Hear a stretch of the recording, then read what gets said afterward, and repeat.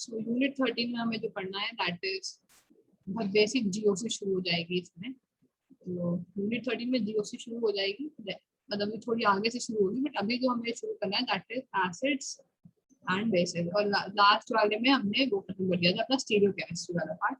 Stereo chemistry में ये बताती थी कि कोई भी मॉलिक्यूल नेचर मतलब 3D में नेचर में किस कॉन्फॉर्मेशन में या किस कॉन्फ़िगरेशन में एग्जिस्ट कर रहा है। वो इधर मुंह घुमा के बैठा है या उधर मुंह घुमा के बैठा है, या पीपीएल को इधर रोटेट करेगा या उधर रोटेट करेगा, ये सब हमें स्टीरियो केमिस्ट्री बता रही थी। तो उसी के बेसिस पे इनैंशियोमर जो दो इनैंशियोमर थे वो भी अलग अलग रिएक्शन शो कर रहे थे, दोनों की केमिकल प्रॉपर्टीज अलग थी। ऐसे डायस्टीरियोमर्स में केमिकल प्रॉपर्टीज अलग थी। एक डायस्टीरियोमर कुछ अलग रिएक्शन दिखाएगा, दूसरा उसी कंपाउंड का डायस्टीरियोमर है बट कुछ अलग रिएक्शंस दिखाएगा। इस बेसिस पे हम आगे जाके जीओसी में कुछ चीजें पढ़ेंगे जो स्टीरियो केमिस्ट्री पे डिपेंड करती हैं। स्टीरियो केमिस्ट्री बहुत ही इंपॉर्टेंट पार्ट है जो ये डिसाइड करता है कि कौन सा कंपाउंड कौन सी रिएक्शन शो कर सकता है। तो अभी हमें इस यूनिट में शुरू करना है एसिड एंड बेसिस से। एसिड एंड बेसिस शुरू में जो दिया हुआ है दैट इज 10th लेवल वाला, जो तीन तरीके के एसिड मतलब 3 साइंटिस्ट आए, उन्होंने अपनी अपनी theory the acid and bases की। तो वो मैं आपको एक 10th क्लास में मैं ये पूरा पढ़ा चुकी हूँ, वही वाला लेवल का इसमें दिया हुआ है।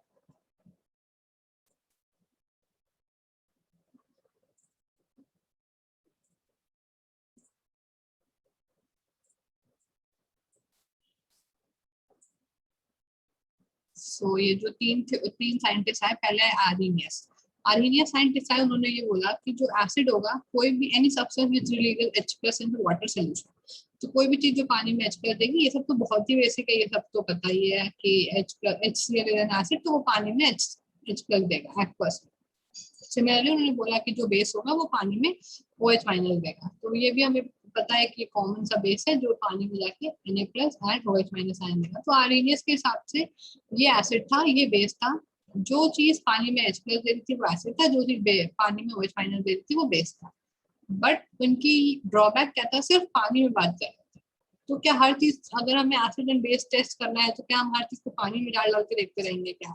तो इसलिए इनकी थ्योरी ठीक थी, मतलब जहां तक इन्होंने बता पाई, लेकिन सिर्फ ये एक्वस फेज में बात करता है, इसलिए इनकी हमें थोड़ी और डेफिनेशन की जरूरत पड़ी। लाइक जो हमारे नेचर में जो CO2 गैस एग्जिस्ट कर रही है, SO2 हो गई, SO3 हो गई, तो सल्फर डाइऑक्साइड, ट्राइऑक्साइड, CO2, जितनी भी गैसेस हैं ये सब एसिडिक है। कि जब हम इनका लिटमस पेपर टेस्ट करने या पीएच पेपर पे टेस्ट करें तो ये सब एसिडिक नेचर शो कर देती है। तो क्या हम इन सबको पानी में घोल घोल के देखा? नहीं। तो कुछ और हमें थ्योरीज चाहिए थी जो हमें एसिड और बेसिस की नई डेफिनेशन दे पाए। फिर आए ब्रॉन्स्टेड लॉरी साइंटिस्ट आए, इन्होंने बोला कि इन्होंने जो अच्छा काम क्या किया, इन्होंने बिना पानी के एसिड और बेस डिफाइन कर दिया। इन्होंने बोला any substance which donates a proton will be that is H+ will be called acid, and any substance which will accept it will be called a base. तो इन्होंने ये थोड़ी अच्छी डेफिनेशन दी थी हमें एसिड और बेस की।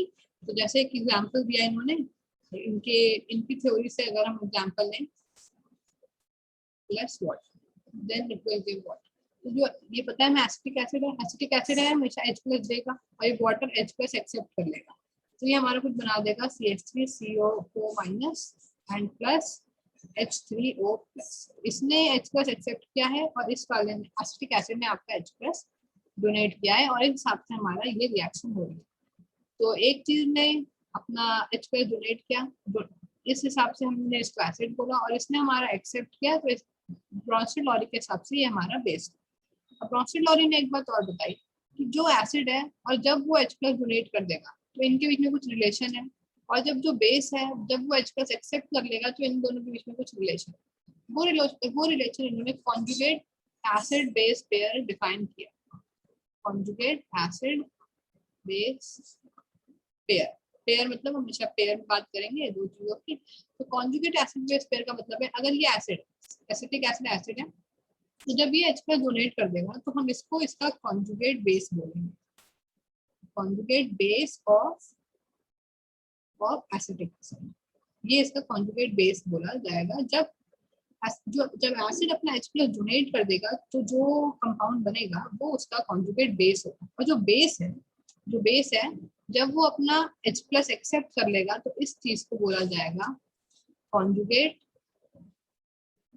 एसिड और H2O, यानी ये पानी का कॉन्जुगेट एसिड है।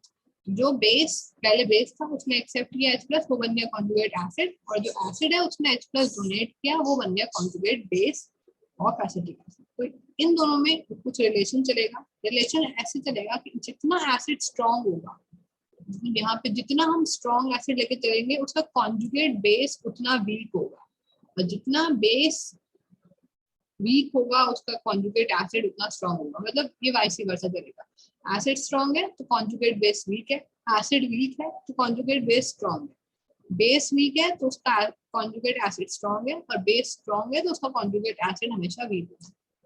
तो ये रिलेशनशिप ब्रॉन्स्टेड-लॉरी ने एसिड एंड बेस को डिफाइन करने का नया तरीका निकाला। तो यहाँ पे एक्वस सोल्यूशन वाली बात हट गई। यहाँ पे अब एक्वस सोल्यूशन की जरूरत नहीं है। किसी भी फेज में अगर आप किसी भी एनवायरनमेंट में आप कोई भी कंपाउंड H+ दे सकता है तो एसिड है, और H+ ले सकता है तो बेस। इन्होंने OH- वाली बात खत्म कर दी, एसिड और बेस दोनों चीजों को H+ के टर्म्स में ही डिफाइन कर दिया। तो इन ऐसे पेयर्स को हम कॉन्जुगेट एसिड बेस पेयर्स बोलते हैं। इसका एक और एग्जांपल, क्योंकि ये इंपॉर्टेंट है, इससे हम आगे चल के काफी चीजें देखनी है, तो कॉन्जुगेट एसिड बेस पेयर समझ में आना बहुत जरूरी है। हो सकता है आपको आता भी हो, पर लेकिन फिर भी मैं थोड़ा सा बता दे रही हूँ ताकि एक काइंड ऑफ रिवीजन हो जाएगा। अगर ये रिएक्शन लिखी है तो CH3NH2 जो था वो यहाँ से ये बन गया, इसने H+ एक्सेप्ट किया है, इसने H+ एक्सेप्ट किया। जो चीज H+ एक्सेप्ट करती है वो बेस होती है, और हम देख रहे हैं H2O ने OH बना लिया, इसने H+ लूज किया है, तो ये हो गया हमारा एसिड। ये बेस है, ये एसिड। बेस ने H+ एक्सेप्ट किया और ये बना लिया, तो यानी ये है इसका कॉन्जुगेट एसिड। बेस का कॉन्जुगेट एसिड होता है और एसिड का कॉन्जुगेट बेस होता है। तो ये इसका कॉन्जुगेट एसिड, और एसिड ने जो है H+ अपना डोनेट किया, तो ये है कॉन्जुगेट बेस। किसका कॉन्जुगेट बेस? वाटर का। ये किसका कॉन्जुगेट एसिड है? आपके इसका मिथाइलअमीन का। इसका नॉमेनक्लेचर मिथाइलअमीन, इसको क्योंकि मिथाइल लगा है, और मिथाइल किससे लगा है? अमीन से लगा। ये मिथाइलअमीन का कॉन्जुगेट एसिड और ये वाटर का कॉन्जुगेट बेस। ऐसे हम कॉन्जुगेट एसिड बेस पेयर्स की बात आगे चल के करेंगे।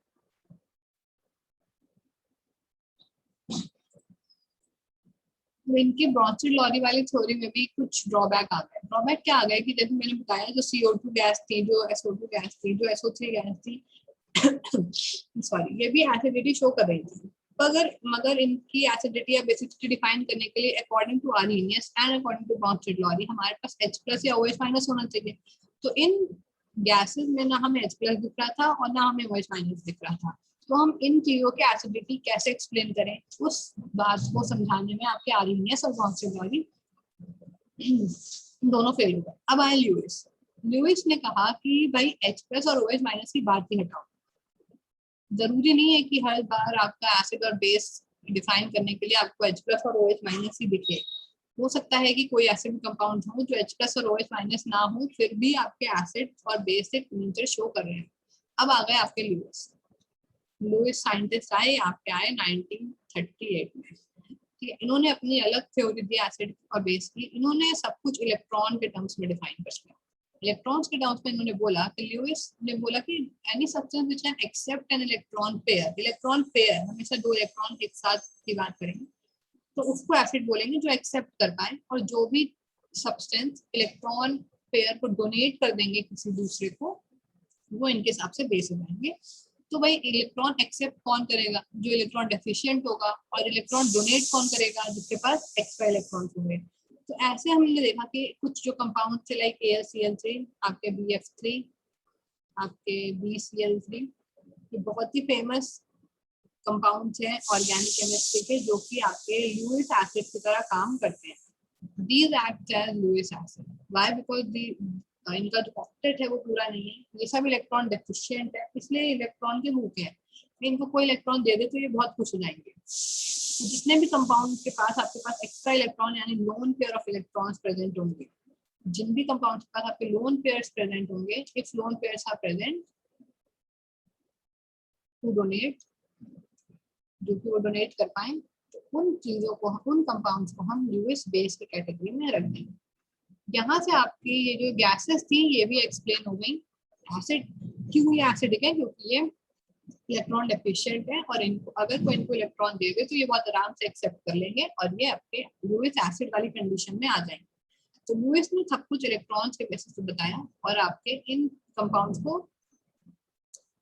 जो इलेक्ट्रॉन बस कम है उनको एसिड और जिनके पास ज्यादा है उनको बेस। एग्जाम्पल के तौर पे अगर मैंने रिएक्शन लिखी, ये है हमारा एक ईथर, ठीक है, ईथर है, डाइमिथाइल ईथर जिसका नाम है, और इसके पास क्योंकि ऑक्सीजन में 2 बॉन्ड बनाए हैं तो इसके पास 2 लोन पेयर अभी बच रहे हैं। अब BCl3 ले लें अगर इसके साथ, BCl3 अभी हमने ऊपर पढ़ा है, वो एक ल्यूइस एसिड है, मतलब इसके पास इलेक्ट्रॉन्स की कमी है। क्यों इलेक्ट्रॉन्स की कमी है? क्योंकि बोरॉन के पास कितने वैलेंस इलेक्ट्रॉन है? बोरॉन 5 नंबर का एटम है, ठीक है, hydrogen, helium, lithium, boron 5th number पे आते हैं। 5th नंबर पे आने का मतलब इसका इलेक्ट्रॉनिक कॉन्फ़िगरेशन है 1s2 2s2 2p1। तो इसके वैलेंस शेल जो लास्ट शेल है उसमें है हमारे पास 3 इलेक्ट्रॉन टोटल। तो 3 इलेक्ट्रॉन है, वो 3 इलेक्ट्रॉन इसने इसके साथ और इसके साथ एक शेयर कर लिया, ये कोवेलेंट बॉन्ड बना लिए। तो इसके पास तो एक क्लोरीन में भी दिया होगा यहाँ पे और यहाँ पे, तो टोटल इसके पास देखें तो सिर्फ 6 इलेक्ट्रॉन है ऑक्टेट में। तो अभी भी इसके पास 2 इलेक्ट्रॉन्स की कमी है, ऑक्टेट पूरा कर नहीं पा रहा है, इसलिए अनस्टेबल है। इसलिए ये जो ऑक्सीजन है ये क्या करता है, अपना एक लोन पेयर उठा के इधर देता है। तो क्योंकि इसके पास एक्स्ट्रा था और इसके पास कम था तो इसने अपना एक लोन पेयर इसको उठा के दे दिया। अब ये भी खुश क्योंकि इसके पास 8 हो जाएंगे ऑक्टेट में, और वो भी खुश क्योंकि उसके पास एक्स्ट्रा था तो उसको कोई दिक्कत नहीं है देने में। तो अब आपका जो रिएक्शन के बाद जो कंपाउंड बन जाएगा, भाई जो इलेक्ट्रॉन दे देगा उसके ऊपर हमेशा प्लस चार्ज आएगा और जो इलेक्ट्रॉन ले लेगा उसके ऊपर हमेशा माइनस चार्ज आएगा। तो यहाँ पे आपके पास एक लोन पेयर बच गया और प्लस चार्ज आ गया ऑक्सीजन पे, एंड बोरॉन ने एक इलेक्ट्रॉन लिया है, एक इलेक्ट्रॉन पेयर लिया है, इसके ऊपर माइनस चार्ज आ गया। तो कुछ ऐसा आपका कंपाउंड जुड़ जाएगा क्योंकि आपके ऑक्सीजन ने इसको इलेक्ट्रॉन दिया है। Now this is your Lewis base because इसने इलेक्ट्रॉन डोनेट किया है, and this is your Lewis acid because इसने आपका इलेक्ट्रॉन गेन किया। जो डोनेट करेगा बेस, जो एक्सेप्ट करेगा वो एसिड। एक्सेप्ट कौन करेगा? जिसका ऑक्टेट नहीं कंप्लीट होगा, जो इलेक्ट्रॉन डेफिशिएंट स्पीशीज होंगी वही आपकी इलेक्ट्रॉन डोनेट करेंगे। तो ये थी 3 एसिड बेस थ्योरीज। आप एक बार अगर टाइम मिले तो बुक रीड कर लीजिएगा, मैंने बहुत शॉर्ट में तीनों एसिड बेस थ्योरीज एक्सप्लेन कर दी हैं। Arrhenius, Bronsted, Lowry and Lewis. इसमें ब्रॉन्स्टेड लॉरी की इंपॉर्टेंट है क्योंकि हमें इसमें एसिड बेस कॉन्जुगेट पेयर्स की आगे बात करनी है, और ल्यूइस थ्योरी तो बहुत इंपॉर्टेंट है, वो तो आगे तक आपकी पूरी ऑर्गेनिक केमिस्ट्री ल्यूइस थ्योरी पे ही बेस्ड है। जो तीनों एसिड बेस हमने एसिड बेस थ्योरीज देख ली हैं तो उनके बेसिस पे यहाँ पे जो पहला SAQ1 दिया है आपको बहुत ईजी है लेवल, क्योंकि आपको कॉन्जुगेट एसिड और बेस पता होना चाहिए। तो उसने आपको कॉन्जुगेट एसिड और बेस को लेबल करने का काम किया है। मैं एक तो बता दे रही हूँ, बाकी आप खुद भी कर लोगे, कोई बहुत बड़ी चीज नहीं है इसमें। एसिड जो है अपना इलेक्ट्रॉन डोनेट, ये एसिड है और ये बेस है। जो अपना अकॉर्डिंग टू ब्रॉन्स्टेड लॉरी जो अपना इलेक्ट्रॉन डोनेट कर देगा वो एसिड है। तो इसने अपना इलेक्ट्रॉन डोनेट करके ये बना लिया और इसने इलेक्ट्रॉन एक्सेप्ट करके ये बना लिया। तो जो इलेक्ट्रॉन डोनेट कर रहा है दैट इज एसिड एंड जो एक्सेप्ट कर रहा है वो बेस। एसिड का उल्टा जो है वो कॉन्जुगेट बेस है, तो आपका ये वाला जो है ये कॉन्जुगेट बेस है, और जिस बेस ने H+ एक्सेप्ट किया है वो आपका कॉन्जुगेट एसिड है, तो ये आपका कॉन्जुगेट एसिड है। यहाँ पे भी अब इसने इलेक्ट्रॉन एक्सेप्ट किया है और इसने डोनेट किया है, तो जो डोनेट कर रहा है दैट इज एसिड एंड जो एक्सेप्ट कर रहा है दैट इज बेस। इस हिसाब से बेस ने क्योंकि डोनेट किया है तो उसके बाद बेस ने यहाँ पे एक्सेप्ट किया है, तो this is conjugate acid and this is conjugate base. Acid के साथ वाला कॉन्जुगेट बेस और बेस के साथ वाला कॉन्जुगेट एसिड। सिमिलरली आप इसमें भी देख लोगे, इसने डोनेट किया है और इसने एक्सेप्ट किया है। यहाँ पे इस वाले में इसने डोनेट किया है और इसने एक्सेप्ट किया, क्योंकि H3O का इसने डोनेट करके H2O बनाया है, और इस वाले कंपाउंड ने आपका एक H एक्सेप्ट करके यहाँ पे CH3 जोड़ लिया। तो इस बेसिस पे आपका कॉन्जुगेट एसिड और बेस बन जाएगा, क्योंकि इसने डोनेट किया है तो ये आपका डोनेट वाला एसिड होता है और एक्सेप्ट वाला अकॉर्डिंग टू ब्रॉन्स्टेड लॉरी ये बेस होता है, तो ये बेस है तो ये इसका कॉन्जुगेट एसिड, और ये एसिड है तो कॉन्जुगेट बेस। देन यहाँ पे इसने एक्सेप्ट किया है, इसने डोनेट किया है, पर इसने एक्सेप्ट किया। जो एक्सेप्ट करता है वो बेस, और जो डोनेट करता है वो एसिड। एसिड के साथ वाला कॉन्जुगेट बेस, और बेस के साथ वाला कॉन्जुगेट एसिड। इस तरीके से हम कोई भी कॉन्जुगेट एसिड और बेस दिया होगा उसको बस ये देखेंगे कि किसने एक्सेप्ट किया है H+ और किसने डोनेट किया है H+। जो एसिड होगा उसका उल्टा कॉन्जुगेट बेस, और जो बेस होगा उसका उल्टा कॉन्जुगेट एसिड। तो नेक्स्ट टॉपिक है that is strength of acid and bases. Strength of acids and bases. Strength का मतलब है कि कोई एसिड कितना ज्यादा एसिडिक है, कितना ज्यादा, कोई बेस कितना ज्यादा बेसिक है। तो एसिड की प्रॉपर्टी है H+ डोनेट करना। तो जो एसिड जितना जल्दी अपना H+ दे देगा वो उतना स्ट्रॉन्ग एसिड, और जो बेस जितना जल्दी H+ एक्सेप्ट कर लेगा वो उतना स्ट्रॉन्ग बेस। अगर हम एसिड को H+ देते हुए लिखें, अगर आप किसी एसिड को पानी में डाल दें तो वो कुछ ऐसे रिएक्शन शो करेगा। ये इक्विलिब्रियम का सिंबल है कि ये रिएक्शन जितना आगे जाके उतना पीछे भी जा सकती है। H+ ने H दे दिया किसको, H2O को, तो ये बन गया आपका H3O+। This is called hydronium ion. Hydronium ion है इसका नाम। तो H ने H दे दिया ना, जब HA से H+ निकल के जाएगा तो H जो है वो अपना इलेक्ट्रॉन, H भाई हाइड्रोजन के पास एक ही तो इलेक्ट्रॉन होता है, इसका एटॉमिक नंबर 1 है, तो जो H है वो अपना एक इलेक्ट्रॉन भी A को दे के जाएगा। तो इसके हिसाब से जो A पे चार्ज है वो माइनस आ जाएगा, क्योंकि हाइड्रोजन ने भी अपना इलेक्ट्रॉन दे दिया। एक इलेक्ट्रॉन यहाँ पे पहले से A का था और एक इलेक्ट्रॉन हाइड्रोजन भी देके चला गया। माइनस चार्ज क्यों आया, क्योंकि हाइड्रोजन ने अपना इलेक्ट्रॉन दे दिया। और H3O+ ने H+ एक्सेप्ट कर लिया, इसलिए उसका चार्ज H3O+ हो गया। ये है रिएक्शन जो दिखा रही है कि कैसे H+ पानी में डिजोल्व होने के बाद उसने एसिड ने अपना H+ डोनेट किया है।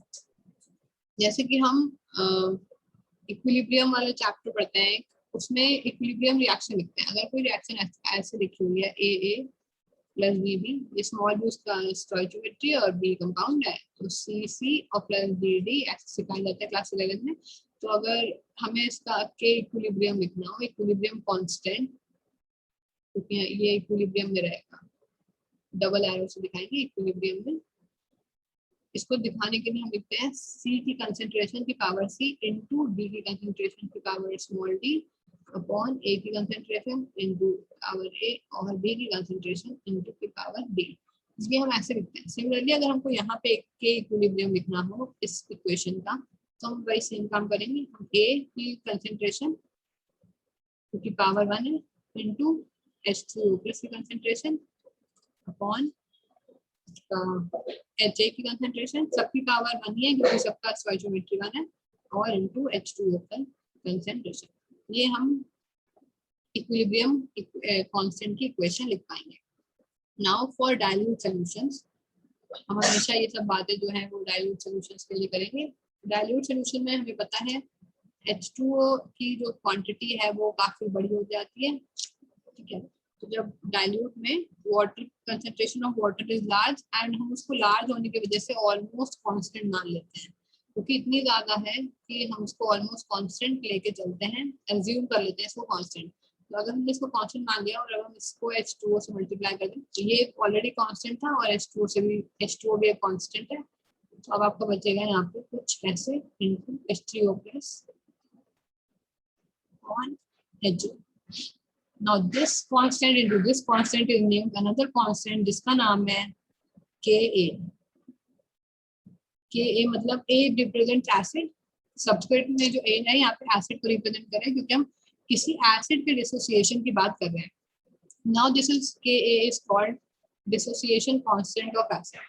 ये कांस्टेंट जितना ज्यादा, मतलब एसिड उतना जल्दी डिसोसिएट हो रहा है पानी में, और जितना जल्दी डिसोसिएट होगा मतलब वो उतना स्ट्रॉन्ग एसिड है। This is dissociation constant of given acid, और इसकी वैल्यू जो है आपकी यही जो ऊपर लिखी हुई है कि जो A की कंसंट्रेशन इनटू H3O+ को ही हम H भी लिख सकते हैं। H3O+ is also equal to H+, क्योंकि जो H+ आयन है दैट इज मोस्ट अनस्टेबल, इसके पास एक भी इलेक्ट्रॉन तो है नहीं, तो ये हमेशा जो है ये हमेशा वाटर मॉलिक्यूल से घिरा रहता है। तो वाटर मॉलिक्यूल से घिरने की वजह से ये वाटर इसके साथ कंबाइन कर लेता है एक H2O, और ये H2O प्लस के फॉर्म में पानी में एग्जिस्ट करता है। H प्लस कभी भी वाटर में एग्जिस्ट नहीं करता। H प्लस जो है वो एक वाटर मॉलिक्यूल के साथ रिएक्शन करके कंबाइन करके अपने को HCO प्लस बना लेता है, और दिस इज कॉल्ड हाइड्रोजन, और ये हमेशा पानी में ऐसे एग्जिस्ट करता है। तो अब HCO प्लस को कहीं H प्लस लिखा हो तो भी कोई इशू नहीं है। H plus is equal to H3O plus. ये हमारी Ka, that is dissociation constant of acid. हम इस इक्वेशन को यूज करके ये बता लेंगे कि एसिड कितना ज्यादा डिसोसिएट हो रहा है। ये कांस्टेंट की वैल्यू जितनी ज्यादा होगी आपका एसिड उतना स्ट्रॉन्ग होगा, क्योंकि एसिड उतना ज्यादा डिसोसिएट हो रहा होगा पानी में। इसको डिसोसिएशन कांस्टेंट भी लिखा है, और या फिर बुक में इसका नाम एसिडिटी कांस्टेंट भी लिखा है। तो दोनों सेम बात है, एसिडिटी कांस्टेंट या डिसोसिएशन कांस्टेंट ऑफ। अगर हम इस इक्वेशन को थोड़ा सा रीअरेंज करने की कोशिश करें, दोनों तरफ माइनस लॉग लेते हैं। Minus log Ka is equals to minus log of H3O plus and plus log of HA upon A minus, मतलब लॉग को इनवर्स कर दिया तो माइनस का प्लस लिया, दोनों तरफ हमने माइनस लॉग लिया। ये अब जैसे हमें एक बात बताया क्लास 10th वाली कि पीएच जो होता है, पीएच मतलब कि पावर ऑफ हाइड्रोजन, कितना हाइड्रोजन है। पीएच हम एसिड और बेस का पीएच बता लेते हैं। दैट इज जो फॉर्मूला होता है minus log of H plus, ये फॉर्मूला पढ़ा है। तो ऐसे ही minus log of Ka will be pKa, and ये minus log of H plus ही है भाई, H plus is H3O plus, तो ये this is pH plus log of HA upon A minus. This is a very important equation. ये जो equation है इसका नाम है, ये वाली इक्वेशन, pKa की रिलेशन pH के साथ। pKa कैसे आया, क्योंकि हमने माइनस लॉग Ka ले लिया, माइनस लॉग जैसे H प्लस pH होता है वैसे माइनस लॉग Ka pK हो जाएगा, and this equation is known as Henderson Hasselbalch equation. Hasselbalch equation, ये इक्वेशन का नाम है। ये वाले को, इस पार्ट को और डिटेल में पढ़ेंगे सेकंड सेमेस्टर वाली बुक में, पूरा चैप्टर है आयनिक इक्विलिब्रियम उसमें। अभी के लिए बस एक शॉर्ट में कैसे हमने Ka निकाला है। तो हम एसिड और बेस की बात करें, एसिड और बेस कितना डिसोशिएट कर रहा है उसकी बात करेंगे। अब वो डिसोशिएट कितना कर रहा है वो हमें उसका डिसोसिएशन कांस्टेंट बताएगा, और उसके रिलेशन से हमने ये इक्वेशन निकाली है कि Pk is equal to pH plus log. अच्छा, मैंने ये कहा कि जितना ज्यादा Ka होगा उतना ज्यादा आपकी एसिडिटी होगी, ठीक है। जितना ज्यादा एसिड डिसोशिएट करेगा, तो जितनी जल्दी डिसोशिएट करेगा उतना उसका Ka बड़ा होगा, जितना Ka बड़ा होगा एसिडिटी उतनी ज्यादा होगी। बट जब हमने माइनस लॉग ले लिया है तो यही बात pKa के साथ उल्टी हो जाएगी। pKa is inversely proportional to acidity. Similarly जब हम H प्लस की बात करते हैं, H plus is directly proportional to, मतलब H plus की concentration is directly proportional to acidity, कोई भी एसिड। लेकिन जब हम pH ले लेते हैं, that is minus log of H plus ले लेते हैं, तब ये वाली जो वैल्यू आती है this is inversely proportional to acidity। मतलब हम ये कहते हैं कि अगर कोई एसिड 1 pH का है तो वो ज्यादा स्ट्रॉन्ग है, और 3 pH का है तो वो और कम है, कम एसिडिटी है, और अगर हम कहें वो 5 pH है तो उसकी और कम एसिडिटी है। तो pH value is inversely proportional to acidity, but H plus कोई एसिड जितना ज्यादा डिसोसिएट होगा वो उतना ज्यादा H प्लस देगा, और जितना H प्लस देगा उतनी उसकी एसिडिटी होगी। बट हम pH के केस में क्योंकि माइनस लॉग ले रहे हैं इसलिए बात यहाँ पे पलट जा रही है। सेम Ka जो था वो एसिडिटी के डायरेक्टली प्रोपोर्शनल है, बट जो pKa है that is inversely proportional to acidity, और ये बात ध्यान रखने वाली बात है। अच्छा, हम pKa ले क्यों रहे हैं, क्योंकि जो Ka की वैल्यूज आती हैं जब हम एक्सपेरिमेंटल जो Ka की वैल्यू है वो अराउंड 10 की पावर 14 टू 10 की पावर 50 में रेंज करती हैं, तो हम इनकी पावर को उठाने के लिए माइनस लॉग ले लेते हैं, और जो फिर pKa की वैल्यूज आती हैं इसमें ये पावर सब हट जाती हैं, और आपके पास अगर ये वैल्यू है तो आपकी pKa वैल्यू -14 आ जाएगी, ऐसे करके, ताकि 10 की पावर बार बार ना चढ़ाना पड़े। तो हम Ka को pKa में कन्वर्ट कर लेते हैं, और फिर इन वैल्यूज को यूज करते हैं to determine, to compare the acidity of any two acids. तो ये दोनों बातें ध्यान रखेंगे। pKa जब भी आएगा तो उल्टा देखेंगे, पीके कम तो एसिडिटी ज्यादा, और पीके ज्यादा तो एसिडिटी कम। नेक्स्ट बात, हमें एक टेबल आपकी बुक में दी हुई है पूरी पीके वैल्यूज को कंपेयर करते हुए।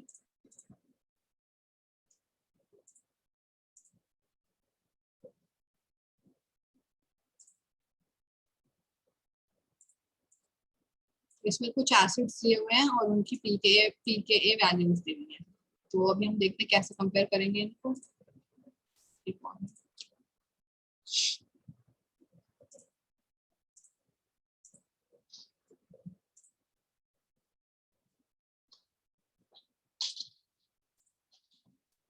तो यहाँ से देखिए, अगर हम तो पीके -9, -7, माइनस पहले माइनस की रेंज में, फिर पॉजिटिव होते होते होते होते वो बढ़ते बढ़ते 49 तक चला गया।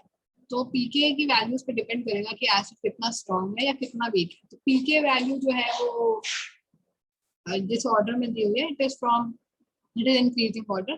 तो ये मिनिमम पीके वैल्यू दी हुई है और नीचे अपनी मैक्सिमम पीके वैल्यू दी हुई है। तो पीके वैल्यू जैसे हम टेबल में नीचे जा रहे हैं बढ़ रही है, इसका मतलब एसिडिटी कम हो रही है, यानी कि H2SO4 is the strongest acid, then HCl, then H3O+, then HNO3, and ऐसे करते करते आपके जितने भी एसिड्स इस टेबल में दिए हुए हैं, हमारी एसिडिटी नीचे जाते जाते कम हो रही है, क्योंकि पीके वैल्यू बढ़ रही है, और pK value is inversely proportional to acidity. तो आपको जो CH4 है, दिस इज वीकेस्ट एसिड, क्योंकि ये H+ देना नहीं चाहता।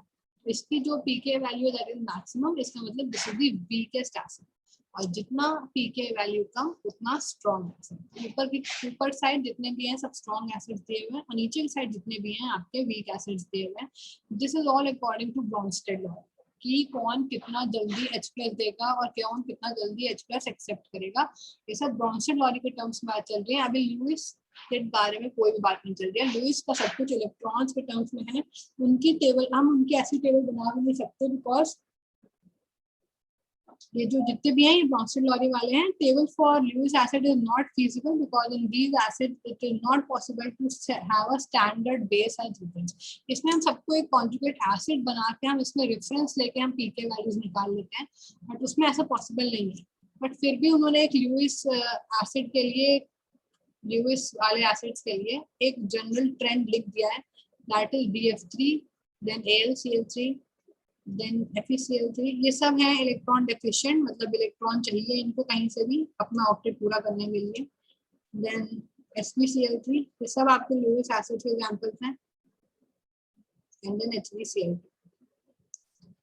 सो ये वाली पूरी टेबल ब्रॉन्स्टेड लॉ के टर्म्स में है, और ये वाली जो है trend, this is for Lewis acids. Bronsted law वाली की भी हम बात करेंगे आगे भी। तो हम ये देखेंगे, एक बात तो क्या इंपॉर्टेंट दी हुई है फॉर ब्रॉन्स्टेड लॉ, जो अभी हमने टेबल लिखी है फॉर ब्रॉन्स्टेड लॉ एसिड्स। कुछ एक दो पॉइंट है। पहला पॉइंट है, acid will transfer a proton, acid will transfer a proton to the conjugate base of any acid below its pK value, below it in the pK table, and difference should be maximum. Difference should be maximum. कहना क्या चाहता है, acid will transfer a, acid जो है Brønsted law का वो proton देगा, और जो कॉन्जुगेट और जो बेस है वो लेगा।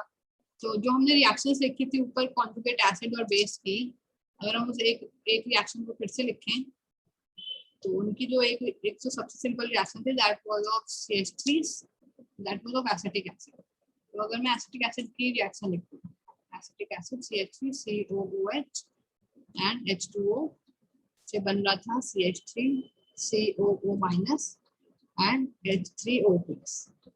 इसमें ये हमारा एसिड था, क्योंकि ये H+ दे रहा है, ये बेस था क्योंकि ये H+ दे रहा है, ये कॉन्जुगेट बेस था, और ये आपका conjugate acid.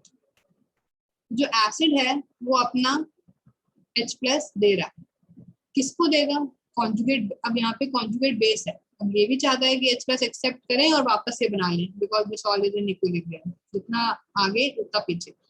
Acid H plus देता है, बेस H प्लस लेना चाहता है, तो इस पॉइंट में ये कह रहा है acid will transfer a proton, acid हमेशा प्रोटॉन ट्रांसफर करेगा और कॉन्जुगेट बेस, क्योंकि हमने यहाँ से H प्लस निकाला ये बन गया, H निकाला ये बन गया, H प्लस निकाला ये बन गया, ये सब इन एसिड के कॉन्जुगेट बेस है। कहना ये चाहता है कि acid will transfer a proton to conjugate base of any acid which is below in the pKa, मतलब ये जो H2SO4 है ये अपना H प्लस किसको देना चाहेगा, जो अपने से नीचे वाले एसिड्स के कॉन्जुगेट बेस, इन सबको, मतलब यहाँ से लेके एंड तक आप H2SO4 के साथ रिएक्शन करवा दो, एसिड बेस रिएक्शन होगी, मतलब ऊपर वाला एसिड अपने से नीचे वाले एसिड के कॉन्जुगेट बेस को H प्लस देना चाहता है, मतलब H2SO4 अपने से नीचे वाले किसी भी एसिड के कॉन्जुगेट बेस को H प्लस देना चाहता है, बट उल्टा नहीं होगा। मतलब अगर मैं कहूँ कि HNO3 से कहो कि इसको H प्लस दे दे तो वो नहीं देगा, मतलब हमेशा ऊपर वाला एसिड अपने से नीचे वाले एसिड के कॉन्जुगेट बेस को एसिड H प्लस दे पाएगा, बट उल्टा रिवर्स टू नहीं होगा। सेकेंड बात कह रहा है डिफरेंस शुड बी मैक्सिमम, मतलब जितना ऊपर का एसिड होगा और बेस जो है वो जितना नीचे का होगा उतनी जल्दी रिएक्शन होगी, क्यों, क्योंकि एसिड जितना ऊपर है उतना स्ट्रॉन्ग है, और जब हम नीचे जाते जाएंगे एसिड वीक हो रहा है, जितना एसिड वीक होगा उसका कॉन्जुगेट बेस उतना स्ट्रॉन्ग होगा।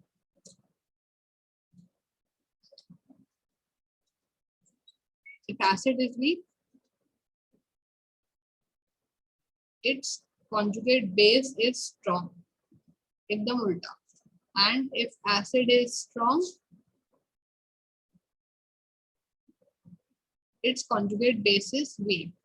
Similarly for the case of base also, base जो है आपका अगर weak है उसका conjugate acid strong होगा, और अगर आपका base strong है तो आपका conjugate acid weak होगा। तो ये 4 पॉइंट्स है, एकदम उल्टा चलेगा, एसिड वीक है तो कॉन्जुगेट बेस स्ट्रॉन्ग है। तो हम अगर इस टेबल में देखें जितना हम ऊपर हैं उतना एसिड स्ट्रॉन्ग है, जितना हम ऊपर है यहाँ पे एसिड स्ट्रॉन्गेस्ट हो रहा है, और जितना नीचे जाएंगे एसिडिटी कम होती जा रही है, बट अगर ये वीक एसिड है तो इसका बेस तो उतना ज्यादा स्ट्रॉन्ग है ना, मतलब हम जितना नीचे जा रहे हैं एसिड की एसिडिटी कम हो रही है बट बेस की बेसिसिटी बढ़ रही है, तो ये CH3 minus is strongest base, ये तुरंत H प्लस एक्सेप्ट करना चाहता है और वापस से CH4 बना लेना चाहता है। तो जितना डिफरेंस मैक्सिमम होगा इस टेबल में, जितना हम ऊपर का एसिड लेंगे और नीचे का कॉन्जुगेट बेस लेंगे उतनी जल्दी रिएक्शन होगी, बट अगर हम, और उल्टा तो होगा ही नहीं, मतलब अगर मैं नीचे का एसिड लूं और ऊपर वाले कॉन्जुगेट बेस को H प्लस देना चाहूँ तो ऐसा पॉसिबल नहीं हो पाएगा, वो रिएक्शन प्रोसीड नहीं करेंगे। तो इस वाली टेबल से ये कंक्लूजन ड्रॉ हुआ है कि जितना ऊपर का एसिड वो रिएक्शन उतना नीचे के कॉन्जुगेट बेस से करेगा, और डिफरेंस जितना ज्यादा होगा रिएक्शन उतनी जल्दी होगी और उतनी ज्यादा यील्ड प्रोड्यूस करेगी। यहाँ पे हमारी एसिड वाली बात खत्म। अब सिमिलरली जैसे हमने एसिड का डिसोसिएशन किया है वैसे ही हम फॉर बेसिस का भी डिसोसिएशन ऐसे कर सकते हैं, सब कुछ सेम रहेगा, बस जहाँ जहाँ एसिड था वहाँ बेस हो जाएगा। तो अब हम बेस से शुरू करेंगे। तो बेस ये हमारा कोई कॉन्जुगेट बेस है जो अपना H प्लस डोनेट कर चुका है, इसको हमने पानी में अगर डाला तो ये, क्योंकि ये बेस है ना, ये बेस है, ये H प्लस एक्सेप्ट करना चाहता है, H प्लस एक्सेप्ट करके ये कुछ ऐसे बना देगा और यहाँ पे आपका OH माइनस बचेगा। तो यहाँ पे अब वाटर जो है वो एसिड हो गया और ये इसका कॉन्जुगेट बेस हो गया, ये इसका कॉन्जुगेट एसिड हो गया। ऊपर वाले केस में हमने ये देखा था कि जब हमने एसिड को पानी में डाला था, एसिड को पानी में डाला तो इसने अपना H प्लस दे दिया, यानी यहाँ पे ये एसिड है और ये बेस है। तो यहाँ पे जब हमने एसिड डाला पानी में तो पानी बेस बन गया, और जब हमने बेस डाला पानी में, तो पानी एसिड बन गया। तो यहाँ से एक कंक्लूजन ये ड्रॉ होता है कि water can act both as an acid as well as base, मतलब वो आपको H प्लस एक्सेप्ट करके H3O प्लस भी बना सकता है और H2O आपका H प्लस डोनेट करके OH माइनस भी बना सकता है। तो water can act both as a Bronsted-Lowry acid and as well as a base। तो हम बेस की बात कर रहे हैं अभी। तो बेस में जब हमने पानी डाला तो ये बन गया। सिमिलरली जैसे हमने Ka निकाला था तो इसका भी इक्विलिब्रियम कांस्टेंट निकाल सकते हैं। सिमिलरली हम HA की कंसेंट्रेशन देंगे, सबकी पावर बनी है, OH माइनस की लेंगे और यहाँ पे डिनोमिनेटर में A लेंगे जो बेस है हमारा, और यहाँ पे H2 वो लेंगे। फिर से वही फॉर डाइल्यूट सॉल्यूशंस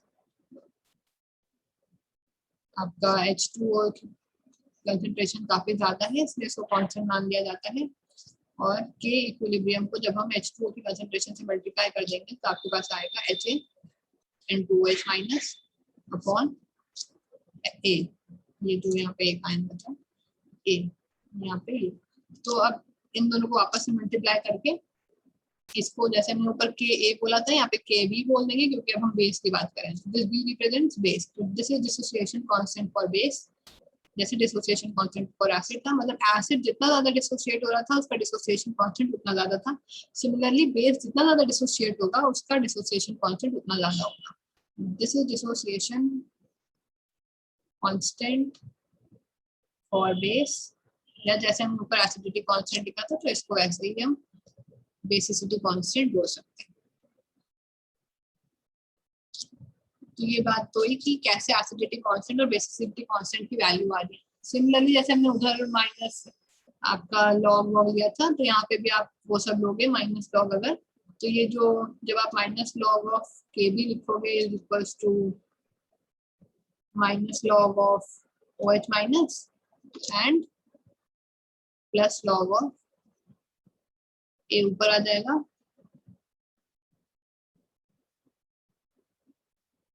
ये ऊपर आ जाएगा और यहाँ पे एच ए बचेगा नीचे। तो this is P K B, जैसे पी के ए था, जैसे पी एच था। This is P O H, क्योंकि पी एच में हम लिखते हैं minus log of H plus, तो हम पी ओ एच में लिख सकते हैं minus log of O H minus. ठीक है, तो ये सब हम डिटेल में सेकेंड सेमेस्टर वाले बुक में पढ़ेंगे फिर से। तो p K B is P O H plus log of इसकी कंसेंट्रेशन अपॉन आपकी एच ए की concentration. This is again called Henderson Hasselbalch equation, और यही क्वेश्चन आया था एग्जाम में इस इक्वेशन को यूज करने को, और मैंने यहाँ पे पीएच रख दिया था। तो इस बात को ध्यान रखेंगे कि जब पी के ए था तो यहाँ पे पी एच था, बट जहाँ पे जब पी के बी है तो ये पी ओ एच है, ये पी ओ एच है। एग्जाम में मेरा यही क्वेश्चन गलत हो गया था। हमने के ए निकाल लिया ऊपर, ये वाली वैल्यू जो थी हमारी के ए, तो अगर हम इस इक्वेशन को इक्वेशन 1 बोल दें, और अभी हमने पी के बी निकाला है, इस इक्वेशन को इक्वेशन 2 बोलते हैं। ये दो इक्वेशन हमें मिली है के 1 एंड 2, और अब हम इन दोनों को मल्टीप्लाई करते हैं, मल्टीप्लाइंग 1 एंड 2, तो के ए इंटू के बी हो जाएगा, ये माइनस था, यहाँ पे H3O प्लस था, एंड यहाँ पे आपका HA था इंटू के बी में HA है, OH माइनस है, यहाँ पे A माइनस है। तो आपको दिख रहा है कि इससे ये कैंसिल होता हुआ और इससे ये कैंसिल होता हुआ, तो KA into KB gives you another constant जिसका वैल्यू H3O plus into OH minus आ गया। H3O प्लस मतलब H प्लस और OH माइनस, और हमें पता है पानी में सिर्फ दो आयन है आपके पास, H प्लस और OH माइनस। तो इन दो कांस्टेंट को मल्टीप्लाई करके हम इस कांस्टेंट का एक नया नाम दे देते हैं KW। This is called ionic product of water, क्योंकि वाटर में दो आयन्स है सिर्फ। आप अगर वाटर को ब्रेक करेंगे तो it will give H plus and OH minus, और हम इन दोनों की अगर कंसेंट्रेशन को मल्टीप्लाई कर रहे हैं, दो कांस्टेंट जो हमने आपस में मल्टीप्लाई किए हैं उसको हम नया नाम दे देते हैं KW, and this is ionic product of water.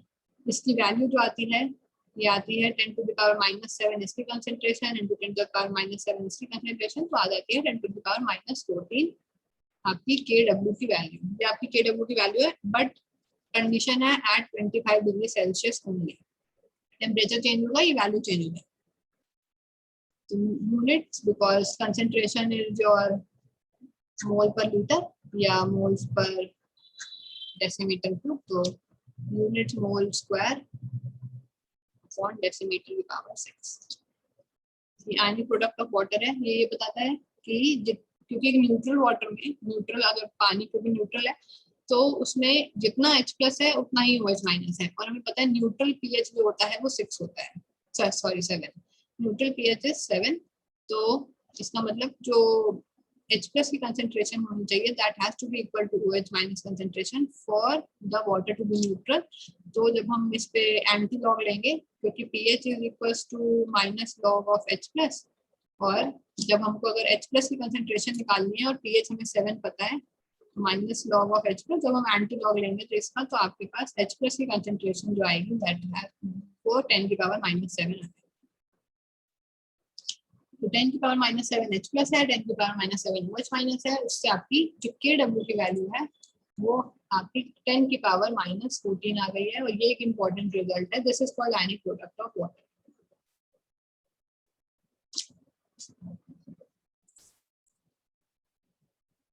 हमें एक ये वैल्यू मिली है कि Ka into Kb is equal to 10 to the power -14, और इसको ही हमने Kw बोला है इनके प्रोडक्ट। तो फिर से माइनस लॉग ले लेंगे, तो this will be minus log Ka plus minus log Kb, minus log Ka minus log Kb is equal to minus log of 10 to the power -14। तो ये आ जाएगा minus log Ka is Pka into, sorry यहाँ पे plus आ जाएगा Pkb, ये आपस में प्लस है ना, Pka plus Pkb is equal to 14। ये एक और इम्पोर्टेंट रिजल्ट है। अगर हमें कहीं किसी एसिड का Pka पता है, किसी बेस का Pkb पता है, अगर सपोज कर लेते किसी बेस का Pkb पता है, तो उसको Pka के टर्म्स में भी हम निकाल सकते हैं। तो ये साइंटिस्ट ने एक बात कही कि हम Pka और Pkb अलग अलग लेके नहीं चलेंगे, मतलब एसिड का जो Pka निकालेंगे बट बेस का भी Pka ही निकाल लेंगे, ताकि सारी चीजें Pka के टर्म्स में रहेंगी, तो कंपेयर करने में आसानी रहेगी। तो for converting Pkb into Pka हम 14 में से माइनस कर देंगे, और आपकी बेस की वैल्यूज भी Pka के टर्म्स में ही निकाल देंगे। तो सारी वैल्यू चाहे एसिड हो चाहे बेस हो, हम सबको Pka के टर्म्स में निकाल लेते हैं, सो दैट कंपेयर करने में इजी होता है। तो अब जो बेस की Pka वैल्यूज हैं, जो बेस की टेबल में Pka वैल्यूज दी हुई हैं,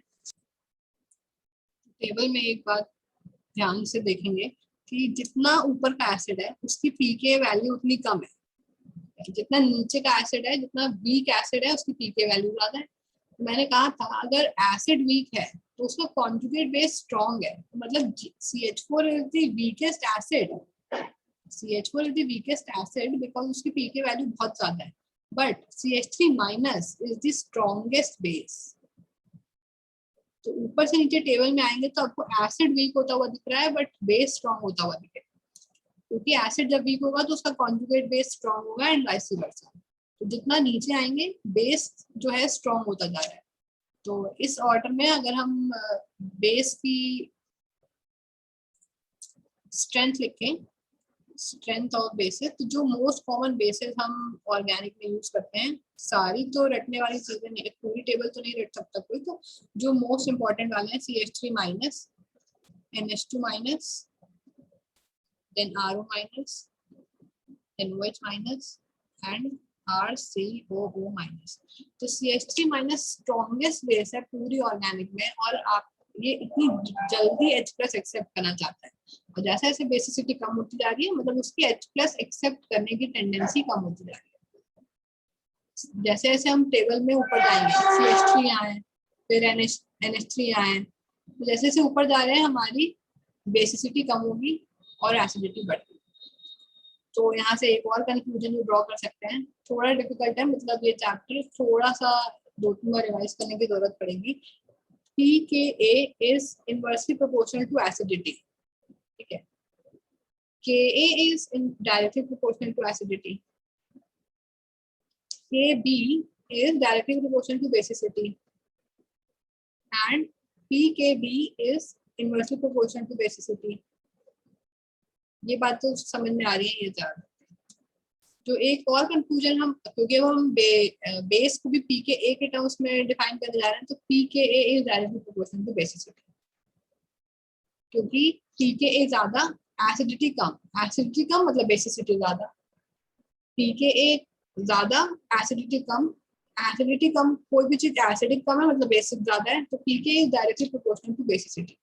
pKa ज्यादा होगा, बेसिसिटी ज्यादा होगी, pKa कम होगा, बेसिसिटी कम, बट ये डायरेक्टली प्रोपोर्शनल और इनवर्सली प्रोपोर्शनल, ये चारों तो इधर जो लेफ्ट साइड वाले हैं ये इजी है, बट क्योंकि बेसिसिटी को भी, बेसिस को भी हम सबको pKa के टर्म्स में कंपेयर करेंगे, तो जितना pKa ज्यादा होगा बेसिसिटी ज्यादा होगा, तो टेबल में ये ध्यान रखेंगे। तो ये जो आपके बुक में है ये वाला पैराग्राफ, ये बहुत इंपॉर्टेंट है, ये वाला पूरा, इसको रीड कर लेंगे। देन एक जो क्वेश्चन दिया हुआ है, क्वेश्चन अच्छा क्वेश्चन है, ऐसे क्वेश्चन आएगा। An acid has pKa 20 and another acid has pKa 10. एक का pKa 10 है, एक का 20. Which of these acids is stronger? तो अभी हमने पढ़ा pKa is inversely proportional to acidity. जिसका pKa ज्यादा वो कम एसिडिक, इसका pKa कम है, तो HY is stronger acid. तो यहाँ पे answer is HY because HY की pKa कम है. Now, if NaX salt is added to acid HY, does any acid-base reaction takes place? Explain. कोई सॉल्ट लिया है, किसका सॉल्ट है, वो HX एसिड का सॉल्ट है, और एसिड यही वाला लिया है। अब बोल रहा है कि अगर इन दोनों को रिएक्ट करवाया जाए तो क्या कोई एसिड बेस रिएक्शन होगी? तो मैंने अभी जो ऊपर वो वाली बात बताई थी कि टेबल में एसिड ऊपर होना चाहिए और कॉन्जुगेट बेस नीचे होना चाहिए, तब आपकी रिएक्शन होगी, अगर ऐसा नहीं है तो रिएक्शन नहीं होगी। तो जो NaX है ये कॉन्जुगेट बेस है किसका, HX का।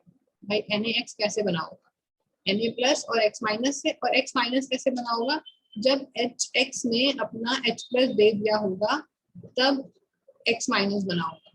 X माइनस मतलब कि ये एसिड है, ये इसका कॉन्जुगेट बेस है, तो एक कॉन्जुगेट बेस दिया हुआ है और आपको एक एसिड दिया हुआ है, इन दोनों के बीच में रिएक्शन पूछ रहा है। अगर आपका एसिड ऊपर है और कॉन्जुगेट बेस नीचे है, तो ये दोनों आपस में रिएक्ट करके एसिड बेस रिएक्शन देंगे, बना नहीं देंगे। तो ऊपर होने के लिए इसका pKa कम होना चाहिए और नीचे होने के लिए इसका pKa ज्यादा होना चाहिए, तो HY का pKa कम है, हाँ तो मतलब HY एसिड जो है आपका ऊपर बैठा हुआ है कहीं, इसका pKa 10 है, और जैसे जैसे हम नीचे आएंगे pKa बढ़ रहा है, तो जो ये वाला है इसका pKa 20 है, तो ये pKa 20 वाला कॉन्जुगेट बेस है, तो कॉन्जुगेट बेस नीचे बैठा हुआ है। हाँ तो क्योंकि ये ऊपर है और ये नीचे है, तो ऊपर वाला एसिड हमेशा नीचे वाले कॉन्जुगेट बेस को अपना H प्लस देने के लिए तैयार है। तो HY जो अगर हम इसकी रिएक्शन Na प्लस और X माइनस के साथ करवाएंगे तो ये HX प्लस NaY बना देगा, मतलब ये रिएक्शन फीजिबल है। इसका एक्सप्लेनेशन यही है, for an acid base reaction to take place, acid should have low pKa value and conjugate base should have higher pKa value. So in this question, acid has pKa value 10 and its conjugate base has pKa value 20. Therefore, acid base reaction will take place, और ये reaction लिख के दिखा देंगे तो answer complete है।